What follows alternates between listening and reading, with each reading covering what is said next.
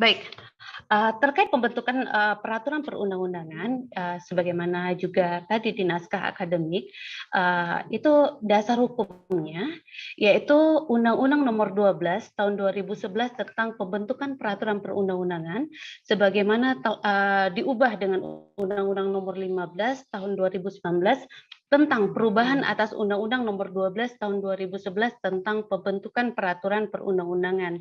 Jadi bisa dibilang kalau untuk perancang ini adalah kitab suci. Kitab suci bagi perancang karena apa? Karena seluruh proses pembentukan peraturan perundang-undangan itu kita berkiblat kepada Undang-Undang 2011. Yang kedua yaitu Peraturan Pemerintah Nomor 59 Tahun 2015 tentang keikutsertaan perancang peraturan perundang-undangan dalam pembentukan peraturan perundang-undangan dan pembinaannya. Dan yang ketiga yaitu Peraturan Presiden Nomor 87 Tahun 2014 tentang Peraturan Pelaksanaan Undang-Undang Nomor 12 Tahun 2011 tentang pembentukan peraturan perundang-undangan. Jadi ini kalau Undang-Undang 12 itu udah pakem bagi seluruh perancang peraturan perundang-undangan. Jadi dalam setiap pembentukan itu wajib hukumnya mengikuti Undang-Undang Nomor 12 Tahun 2011. Makanya sekarang ini selain Undang-Undang pasca adanya putusan Mahkamah Konstitusi ya, pasca adanya putusan Mahkamah Konstitusi yang menyatakan Undang-Undang Ciptaker inkonstitusional itu dikarenakan Ciptaker ini tidak sesuai dengan Undang-Undang Nomor 12 Tahun 2011. Makanya semua legal drafting itu harus disesuaikan dengan Undang-Undang Nomor 12 Tahun 2011.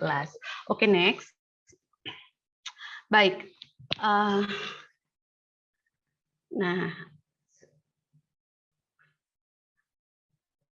bentar. Nah, sebelum kita masuk ke sebelum kita masuk ke kerangkanya, maka kita harus tahu dulu apa itu peraturan perundang-undangan. Ini kalau kayak misalkan anak hukum udah pasti tahu ya, bahwasanya peraturan perundang-undangan adalah peraturan tertulis yang memuat norma hukum yang mengikat secara umum dan dibentuk atau ditetapkan oleh lembaga negara atau pejabat yang berwenang melalui prosedur yang ditetapkan dalam peraturan perundang-undangan. Nah, ini sengaja saya bold, saya tebalkan, sehingga kita tahu bahwasanya apa saja sih unsur-unsur dari peraturan perundang-undangan tersebut. Jadi sebagaimana yang di bold tadi itu jadi jelas bahwasanya unsur dari peraturan perundang-undangan itu wajib haruslah peraturan yang tertulis. Nah, yang kedua, memuat norma hukum.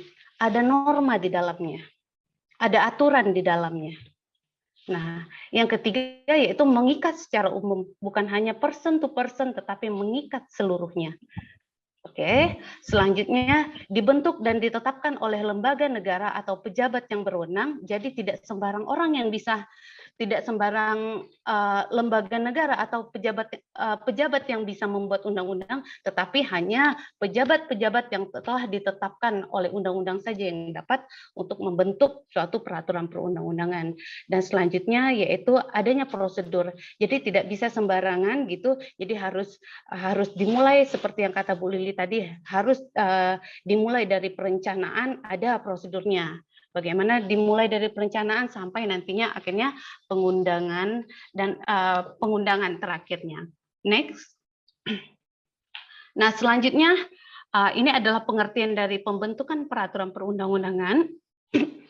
Ini berdasarkan pasal 1 angka 1 Undang-Undang 12 tahun 2011 disebutkan bahwasanya pembentukan peraturan perundang-undangan adalah pembuatan peraturan perundang-undangan yang mencakup tahapan perencanaan dimulai dari naskah akademik tadi. Setelah itu penyusunan, yaitu penyusunan perdanya. Selanjutnya pembahasan itu bisa dilakukan oleh pemrakarsa, dewan, juga perancang peraturan perundang-undangan bisa di situ. Selanjutnya pengesahan atau penetapan. Ini kalau pengesahan oleh presiden, kalau penetapan selain dari presiden bisa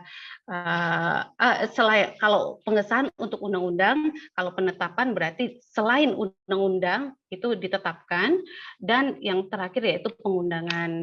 Jadi di sini jelas ya tahapannya, dimulai perencanaan, penyusunan, pembahasan, pengesahan, dan pengundangan. Nah, jadi kalau tadi NA masuk ke tahapan perencanaan, nah kalau yang ranperdanya itu masuk dalam tahapan penyusunan. Next.